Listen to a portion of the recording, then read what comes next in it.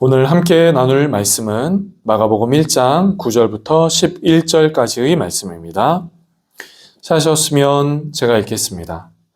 그때 예수께서 갈릴리 나사렛으로부터 와서 요단강에서 요한에게 세례를 받으시고 곧 물에서 올라오실새 하늘이 갈라짐과 성령이 비둘기같이 자기에게 내려오심을 보시더니 하늘로부터 소리가 나기를 너는 내 사랑하는 아들이라 내가 너를 기뻐하노라 하시니라.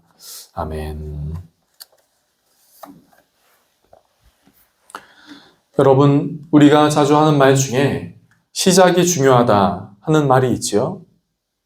어떤 일의 시작이 중요하다 하는 말을 우리는 종종 하게 됩니다. 그런데 시작이 중요하다라고 하는 말과 연결하여서 처음이 중요하다. 그리고 또 누군가를 우리가 볼 때 그 사람의 첫 인상이, 첫 만남이 중요하다. 우리는 이렇게도 말을 하곤 합니다. 조금 다른 이야기일 수 있겠습니다. 저는 이 자리에 참석하신 분들, 설교를 준비하면서 이 자리에 참석하신 분들의 첫 만남을 좀 기억을 되짚어 봤어요.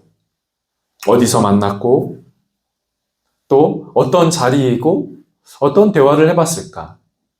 그리고 저는 어렴풋이 그 시간들을 좀 다시금 기억을 하게 되었습니다. 생각하게 되었지요. 여러분, 시작이 중요하다. 그리고 처음이 중요하다. 우리는 이런 의미에서 예수님의 삶의 부분에서도 예수님의 그 처음이 중요하다 하는 것을 우리는 보게 됩니다. 예수님의 일생을 크게 두 부분으로 나눌 수 있지요.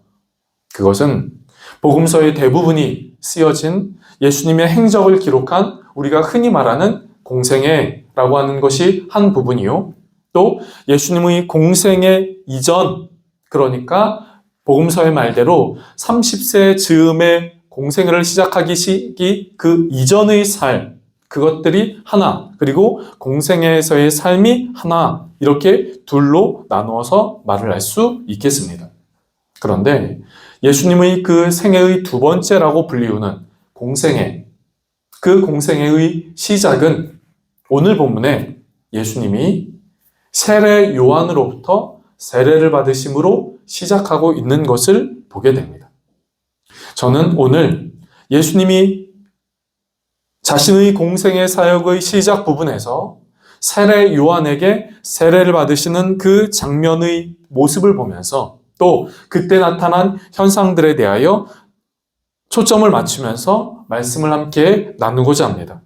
함께 말씀을 나눌 때 저와 여러분의 삶에 은혜가 되는 귀한 시간이 되실 수 있기를, 그런 은혜의 시간이 될 수 있기를 바랍니다.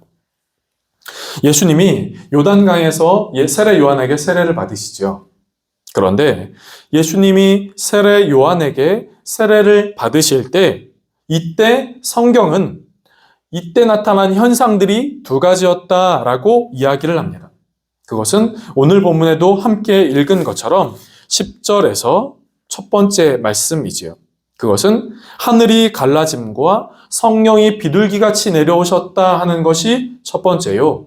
또 두 번째는 11절의 말씀과 같이 소리가 한 음성이 들렸다라고 하는 것입니다. 소리가 났다 하는 것이죠. 음성이 들렸다 하는 것입니다. 그런데 여러분, 하늘이 열리고 성령이 비둘기같이 내려왔다. 첫 번째. 그리고 한 음성이 들렸다. 두 번째. 첫 번째와 두 번째의 공통점이 있습니다. 여러분, 그것을 무엇이라고 생각을 하십니까? 그것은 예수님이 세례 요한에게 세례를 받으실 때 나타났던 이 두 가지 현상의 공통점은 하늘로부터 시작되었다 하는 것입니다. 하늘로부터 일어났다 하는 것이죠. 여러분, 하늘이 열리고 성령이 비둘기처럼 어떻게 했다고 하지요? 내려왔다라고 이야기를 합니다. 그러니까 하늘로부터 내려왔다 하는 것이요. 또 그 음성이 어디에서 들렸는가? 하늘로부터 들렸다라고 말하는 것이죠. 하늘로부터 그 소리가 들렸다 하는 것입니다. 그러니까 이 두 가지 현상의 공통점은 하늘로부터 내려왔다 하는 것입니다. 하늘로부터 시작되었다. 하늘로부터 내려왔다 하는 것입니다. 그렇다면 왜 하늘로부터일까요? 여러분, 왜 하늘로부터이겠습니까? 그것은 예수님이 하늘에 속했다라고 하는 것을 말씀하는 것이죠. 하늘로부터 이 땅에 내려오시고 또 십자가의 사명을 지시고 부활하셔서 또 예수님은 승천하여 하늘로 올라가신 그 예수님은 하늘에 속했다라고 하는 것을 우리에게 보여주고 있는 것입니다. 육신을 입어 이 땅에 계신 예수님이지만 그 예수님은 하늘에 속한 분이요. 또 그 하늘에 속한 예수님은 다시금 하늘로 올라가신 분이다라고 하는 것이지요. 하늘에 속한 분, 예수님이 하늘에 속한 분이요. 그렇다면 우리는 또 한 가지를 질문할 수 있겠습니다. 예수님이 하늘에 속했다는 그것이 저와 여러분에게 어떤 의미가 있는가 하는 것입니다. 아, 예수님이 하늘에 속했구나. 그래서 하늘로부터 성령이 임하고 하늘로부터 음성이 들렸구나. 예수님이 하늘에 속했구나. 그런데 그것이 저와 여러분에게 어떻다는 겁니까? 어떤 의미를 우리에게 말씀해주고 있는 것입니까? 그것은 예수님이 하늘에 속한 것처럼 예수님이 하늘에 속한 것처럼 예수님을 믿는 우리 역시 하늘에 속한 자라고 하는 것이죠. 예수님을 믿는다는 것은 하늘에 속했다 하는 것입니다. 예수님이 하늘에 속한 것처럼 예수님을 믿는 우리 역시 하늘에 속한 자라고 하는 것이죠. 예수님처럼 육신을 입어 이 땅에 살고 두 발을 딛고 이 땅에 서고 우리의 삶의 많은 삶의 영역 가운데 삶의 현장 가운데 많은 일들을 겪지만 그 많은 일들 이전에 우리의 삶의 소속은 하늘이다라고 하는 것을 말씀하고 있는 것이죠. 하늘에 속한 자, 또 더 나아가 하늘을 바라보는 자라고 하는 것입니다. 여러분, 저와 여러분은 모두 다 사람이지요. 사람이라고 하는 그 단어의 헬라어 말은 안트로포스 이렇게 이야기합니다. 그런데 이 안트로포스라고 하는 그 헬라어 단어가 갖고 있는 의미는 하늘에 속하다라고 하는 것입니다. 그러니까 인간은 하늘에 속하다 하는 것이죠. 사실 이 안트로포스라고 하는 이 헬라어 단어는 처음에는 위를 향한다는 의미를 갖고 있거든요. 위를 향한다. 인간은 위를 향하는 존재라고 하는 것이죠. 위란 무엇입니까? 하늘입니다. 하늘을 바라보는 존재. 하늘을 소망하는 존재. 또 더 나아가 천국을 소망하는 존재. 그것이 바로 인간의 본질이라고 하는 것이죠. 그렇다면 여러분, 저와 여러분은 하늘을 바라보고 계십니까? 하늘을 소망하고 계십니까? 혹 하늘을 바라보고 하늘을 속하고 하늘을 바라보고 하늘에 소망을 두고 하늘에 속하며 살기보다 이 땅의 것을 바라보고 이 땅에 속하며 살아가고 있는 것은 아닌가 하는 것이지요. 이런 이야기가 있습니다. 한 미국 소년이 우연히 길을 가다가 우연히 땅에서 5달러짜리, 5불짜리 지폐를 발견하게 되었습니다. 주었지요. 그 돈으로 이 소년은 자신이 먹을 것을 사고 갖고 싶었던 장난감을 샀습니다. 여러분, 속된 표현일까요? 꽁돈이라고 하죠. 그것들을 주었어요. 내가 사용하고 싶은 것들로 다 사용했습니다. 여러분, 이 어린 소년이 그랬으니까 얼마나 기분이 좋았겠습니까? 그런데 그때부터 이 소년에게는 한 가지 습관이 생겼어요. 그것은 땅을 바라보고 땅을 훑으며 길을 갈 때 땅을 훑게 되는 습관이 생긴 것이죠. 지난번처럼 어디 5달러 지폐 없나? 누가 떨어뜨린 동전 없나? 어디 내가 사용할 수 있는, 내가 주울 수 있는 돈이 없나? 이렇게 땅만 쳐다보며 다니는 습관이 생긴 것이지요. 그리고 그렇게 하다가 우연히 자신에게 조금이라도 재미가 있을 것 같은 것들을 주어서 주머니에 넣습니다. 그런데 이 소년이 그렇게 땅만 쳐다보고 땅을 훑고 땅에서 무엇인가 뭘 갖고 뭘 나한테 내가 주울 수 있을까를 생각하며 땅만 쳐다보는 그 습관이 이 사람의 평생에 걸친 습관이 되었다는 것이죠. 이 사람이 생을 마치고 이 사람의 물품을 정리할 때 이 사람에겐 이런 것들이 나왔답니다. 단추 29,519개, 머리핀 54,172개, 동전 수천 개, 이쁜 모양의 돌멩이 수천 개, 반짝거리는 유리구슬, 그 밖에 자질구레한 것들, 이런 것들이 이 사람의 유품이었다는 것이죠. 많은 사람들은 이 사람을 평가할 때 이런 하찮은 것을 보려고 땅을 훑으며 지냈다는 것인가? 라고 하면서 이 사람이 땅을 훑으면서 보낸 그 시간들을 통하여 잃어버린 것들을 생각하기 시작했습니다. 푸른 하늘에 빛나는 태양을 보지 못했고 가을 하늘에 떠다니는 뭉게구름을 보지 못했다라고 이야기를 합니다. 그곳을 평화롭게 날아다니는 새들을 보지 못했고 꽃들이 아름답게 피는 그것을 감상하지 못했고 그 향기를 맡아보지 못했다고 말합니다. 땅만 쳐다보고 다니느라 두 어깨는 축 처져 있었고 허리는 일찍 구부러져 있었으며 무엇보다 그의 얼굴에는 웃음이 사라졌습니다. 라고 평가를 했다는 것이죠. 사랑하는 성도 여러분, 저와 여러분의 삶에는 어떻습니까? 저와 여러분은 하늘을 바라보고 위를 바라보고 계십니까? 위를 소망하고 계십니까? 더 나아가 하늘을 소망하며 천국을 소망하는 그 삶의 모습이 있으십니까? 예수님은 하늘에 속한 분이었습니다. 예수님은 하늘을 바라보시는 분이었어요. 예수님은 하늘을 바라보시면서 하나님의 뜻을 마음에 품고 하나님의 뜻을 이루셨으며 하나님의 뜻을 실천하신 분이었습니다.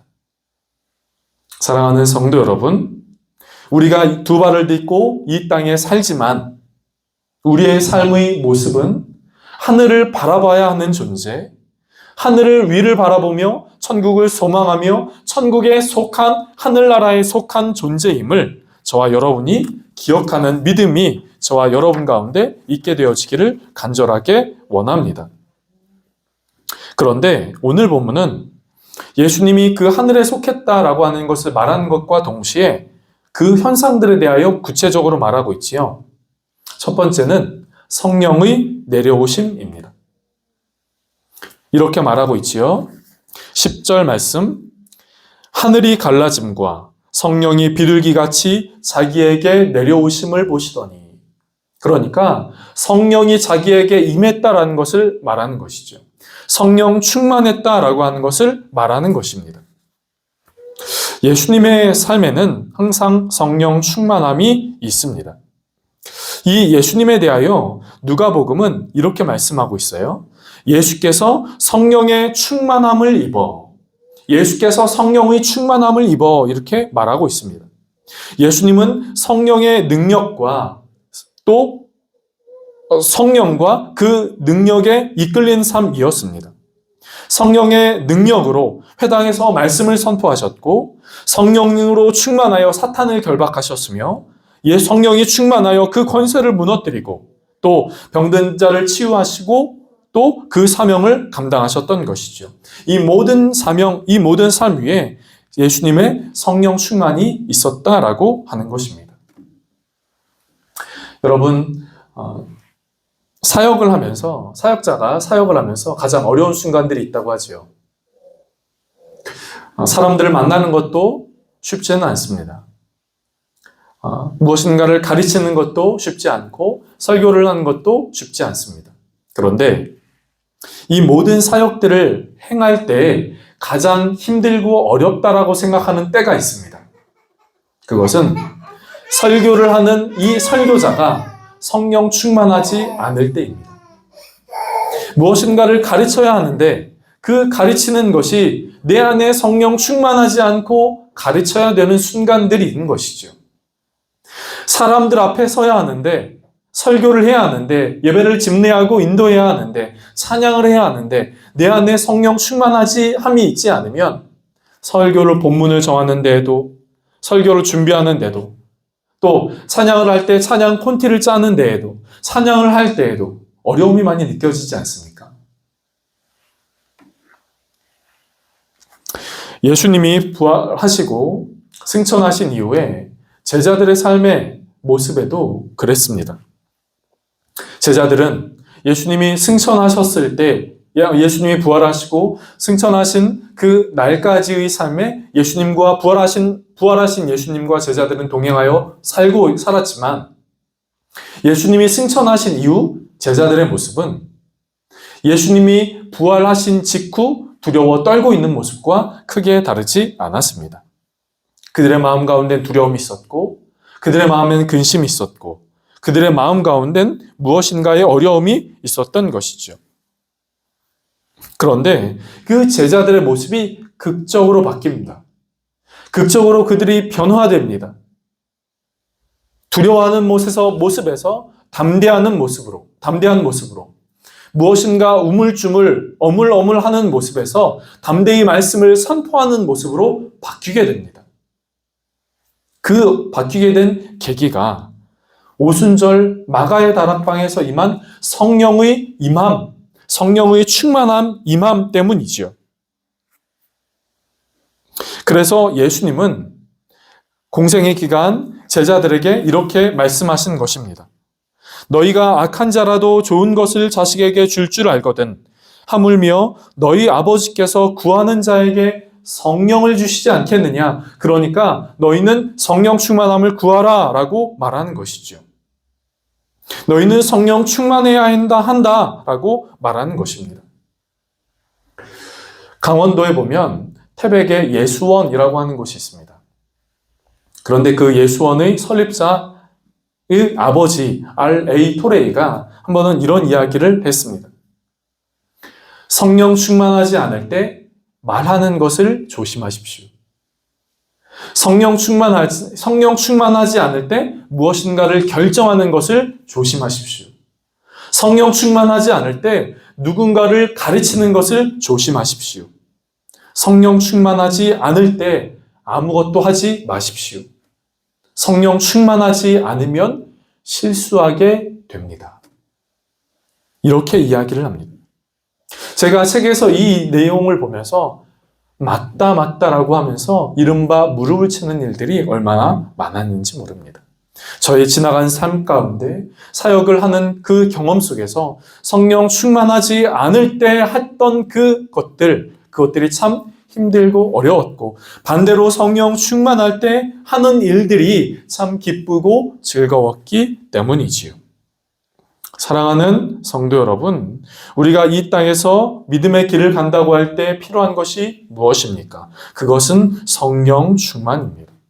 성령 충만은 기분이 좋아지는 것, 감정적으로 우울한 마음이 기쁜 마음으로 바뀌는 그런 것을 의미하지 않습니다.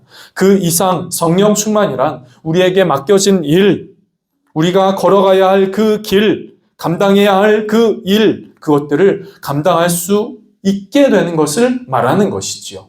하나님께서 부어주시는 능력으로 그 길을 걸어갈 수 있는 힘이 부어지게 되는 것입니다. 능력이 부어지게 되는 것입니다. 그리고 승리하는 삶을 향하여 나아갈 수 있게 되는 것이죠. 사랑하는 성도 여러분, 성령 충만하시기를 바랍니다. 그리고 성령 충만을 우리의 삶 가운데 구하시기를 바랍니다. 그럴 때 성경에서 말씀하신 약속의 말씀, 그 말씀처럼 우리에게 성령이 부어지고 성령 충만함으로 이 땅을 살아가는 힘이 부어지게 될 것입니다. 예수님이 세례 요한에게 세례를 받으시고 그때 나타난 현상들, 첫 번째가 하늘이 열리고 성령이 비둘기처럼 내려오셨다 하는 것이라면, 두 번째는 하늘로부터 음성이 들렸다 하는 것입니다. 여러분, 하나님은 말씀하시는 하나님이십니다. 여러분 그것을 믿으십니까? 하나님은 우리에게 말씀하시는 하나님입니다.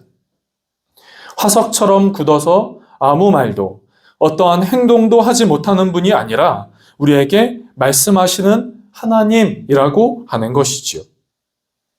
요한복음 10장은 예수님을 문지기로 그리고 우리를 양으로 비유하며 이야기를 합니다. 요한복음 10장 3절과 4절 말씀은 이렇습니다.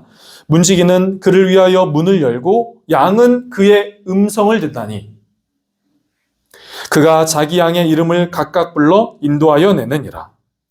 자기 양을 다 내놓은 후에 앞서가면 양들이 그의 음성을 아는 고로 따라오되 문지기는 자기 양의 이름을 각각 불러 인도한다라고 말하고 있습니다. 그리고 양은 그 음성을 아는 고로 따라간다라고 말씀하고 있는 것이죠. 물론 여기서의 음성이란 우리가 생각하는 것처럼 사람의 육성의 음성이 아닙니다. 우리가 하나님 앞에 나아갈 때 갈급한 심령으로 설 때 우리 안에 말씀으로 찬양으로 우리 안에 내면의 확신으로 부어주시는 그 음성을 의미하는 것이죠. 여러분, 하나님은 말씀하시는 하나님입니다. 그런데 여러분, 왜 하나님이 말씀하신다라고 왜 이렇게 말을 할까요? 왜 하나님은 문지기는 자기 양의 이름을 각각 불러 인도한다, 각각 부른다, 그 음성을 낸다, 소리를 낸다라고 말하고 있는 것일까요? 여러분, 누가 음성을 전할 수 있을까요? 누가 음성을 말할 수 있을까요? 여러분, 망자는 말이 없다라는 말을 합니다. 죽은 사람은 말이 없다라는 말을 하지요. 생명이 끊어진 사람은 말을 할 수 없습니다. 하나님이 우리에게 말씀하신다라고 하는 것은 그 하나님이 지금도 살아계시고 그 하나님이 지금도 역사하시고 지금도 그 하나님이 우리의 삶을 지켜보신다라고 하는 것을 말하는 것이죠. 예레미야 33장 3절 말씀은 이렇게 말합니다. 너는 내게 부르짖으라.